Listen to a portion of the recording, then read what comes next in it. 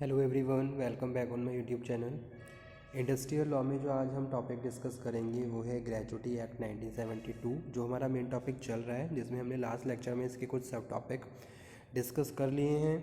आज के लेक्चर में हम लोग डिस्कशन करेंगे the payment of gratuity act, किस तरीके से पेमेंट किया जाता है, short title, application and commencement, ठीक है। कंट्रोलिंग अथॉरिटी क्या है, section determination of amount of gratuity. तो ये सारे टॉपिक्स हम आज के सेशन में कंप्लीट करने वाले हैं। So let's cover industrial law gratuity act 1972, ठीक है। ग्रेजुटी का जो मतलब होता है, gratuity means a financial reward given by the employer to their employees after the superannuation or retirement of the workers, ठीक है। वर्कर्स के जॉब को लीव करने के बाद, चाहे उसके पीछे कोई भी रीज़न रहा हो, चाहे सुपर एनुएशन हो या फिर टाइम पीरियड कंप्लीट हो गया हो या फिर रिटायरमेंट हो गया हो या फिर कोई डिसेबलमेंट या फिर डेथ, ठीक है, कोई भी रीज़न रहा हो, लेकिन उसके बाद ग्रेचुटी क्या है, ग्रेचुटी एक मॉनेटरी टर्म्स है, जो एक फाइनेंशियल बेनिफिट है जो वर्कर को दिया जाता है, ठीक है। तो कैसे इसकी कैलकुलेशन की जाती है, पेमेंट ऑफ ग्रेचुटी का क्या प्रोविज़न है, ये भी हम डिस्कशन करेंगे। So an act to provide for a scheme for a payment of gratuity to employees engage in factory, ठीक है। वर्कर्स जो फैक्ट्री में काम कर रहे हैं, कहीं माइंस में काम कर रहे हैं, ऑयल फील्ड्स में काम कर रहे हैं, प्लांटेशन में काम कर रहे हैं, पोर्ट्स, रेलवे कंपनीज में काम कर रहे हैं, शॉप और other establishment for matter connected therewith incidental thereto, तो वहाँ पे पेमेंट ऑफ ग्रेचुटी की जाती है, ठीक है।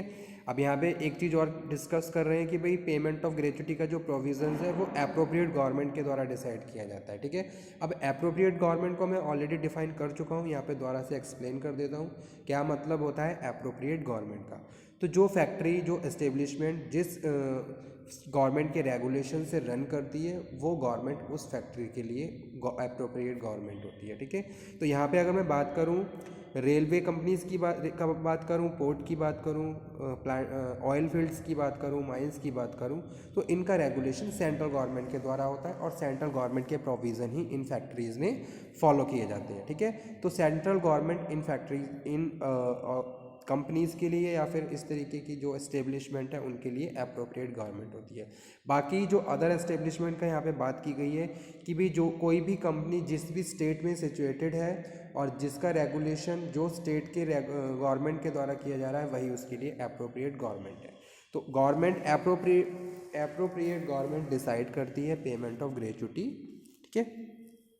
Section 1 short title extent application and commencement. This act may be called the Payment of Gratuity Act 1972, ठीक है। अगर पूरा इसका नाम मैं एक्सप्लेन करूं तो इसका पूरा नाम है the payment of gratuity act 1972. It extend whole of India, provided that is no far as it is the relate to the plantations or the port, it shall not extend to the state of, ये change हो गया है, यहाँ changes कर लीजिए। It shall apply to every factory, mine, oil field, plantation, port, railway companies, every shop or establishment, हर जगह applicable है within the meaning of the law for the time being force in relation to shop and establishment in state in which 10 or more पर्सनज are employed. जैसे कि definition, factory की definition हमें पता ही है कि where factory means a establishment a premises where 10 or more worker working with the aid of power, जहाँ 10 से ज़्यादा लोग पावर को यूज़ करके कुछ मैन्युफैक्चर कर रहे हैं, या फिर 20 से ज़्यादा without the aid of power, बिना पावर को यूज़ करके कुछ मैन्युफैक्चरिंग प्रोसेस में इन्वॉल्व हैं, एंगेज्ड हैं, तो उस एस्टेब्लिशमेंट को फैक्ट्री कहते हैं। और हर फैक्ट्री में payment of gratuity act applicable किया गया, ठीक है। तो वही चीज़ यहाँ पे डिस्कस की गई है। According force in relation to shop and establishment in the state in which 10 or more persons are employed or were employed or any day preceding the 12 month.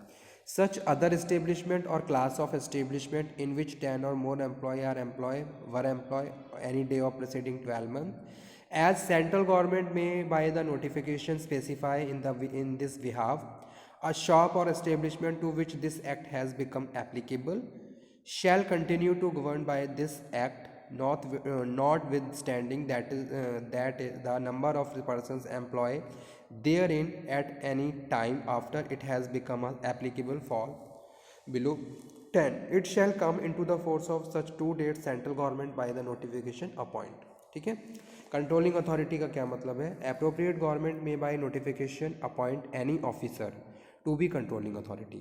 ठीक है, अप्रोप्रिएट गवर्नमेंट क्या करती है? किसी पर्सन को ऑथराइज करती है. कोई भी पर्सन हो सकता है जो फिट है उस पोस्ट के लिए, उस पोजीशन के लिए, तो उसको अपॉइंट किया जाता है. अपॉइंट किसके द्वारा किया जाता है? अपॉइंट अप्रोप्रिएट गवर्नमेंट के द्वारा किया जाता है. ठीक है, तो अप्रोप्रिएट गवर्नमेंट क्या करती है? इसके लिए एक ऑफिशियल गजेट पास करती है, notification. By notification appoint any officer to be controlling authority who shall be responsible for the administration of this act. ठीक है, उसके जो भी प्रोविजंस हैं और जो भी इस तरीके के मैटर्स हैं उनके लिए रिस्पॉन्सिबल कौन है? Controlling authority. कंट्रोलिंग अथॉरिटी का जो ड्यूटी है वो यही है, to investigate the matters related to the gratuity and sort out the matters according to the favour of the employees. ठीक है, तो अगर इस तरीके की कोई भी एक केस निकल के आ रहा है या फिर कोई प्रॉब्लम ऐसी फाइंड आउट हो रही है by the inspector, so it is the responsibility of the controlling authority to investigate that matters and sort out according to the prescribed rule of Gratuity Act 1972. So this act and different controlling authorities may be appointed by the different areas. Section determination of the amount of gratuity. A person who is eligible for payment of gratuity under the act or any person authorized in writing to act on his behalf shall send a written application to the employer. ठीक है, अगर जैसे हम gratuity के लिए apply करते हैं तो उसके लिए हमें क्या है, कुछ प्रिस्क्राइब फॉर्म्स भरने होते हैं.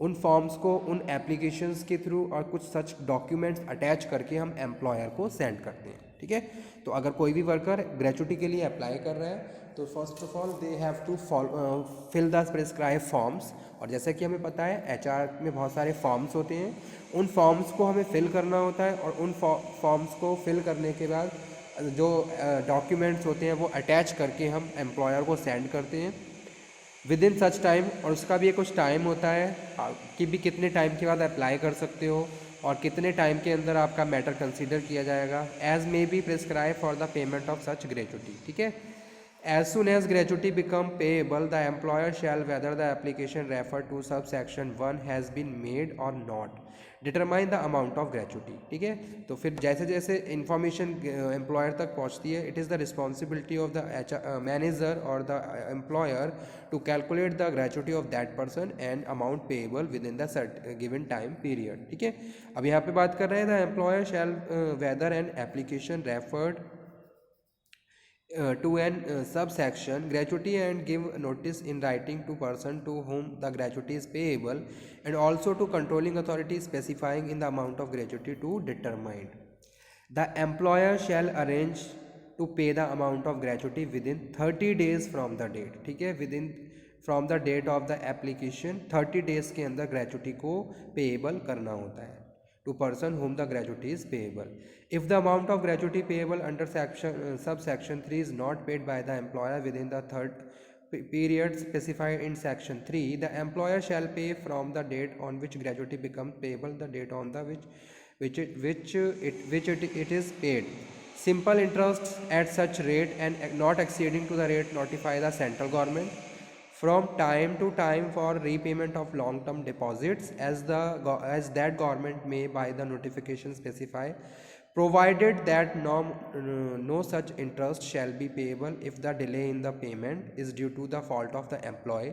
एम्प्लॉय की तरफ से अगर कोई फॉल्ट हो गया है तो उसमें पेमेंट में कोई भी इंटरेस्ट नहीं लगेगा, लेकिन अगर एम्प्लॉयर की साइड से कोई भी डिले हो गई है so you have to pay such extra amount also in the form of interest और penalty. Employer has obtained permission in writing from the controlling authority for delayed payment on this ground.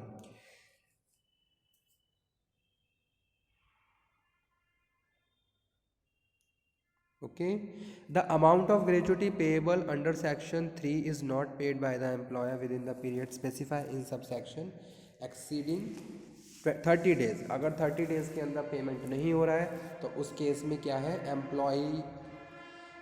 एक तरीके से legal help ले सकता है, ठीक है। और उसके बाद एम्प्लॉयर को जो भी प्रोविज़न है ग्रेचुटी एक्ट के और जो भी प्रोविज़न है payable to gratuity to the employer, उसके अकॉर्डिंग काम करना होता है। कुछ स्पेशल अमाउंट, कुछ अदर अमाउंट भी पे करना होता है एज अ पेनल्टी, ठीक है। And this all information must be provide and make a report and send to the appropriate government और द कंट्रोलिंग अथॉरिटी।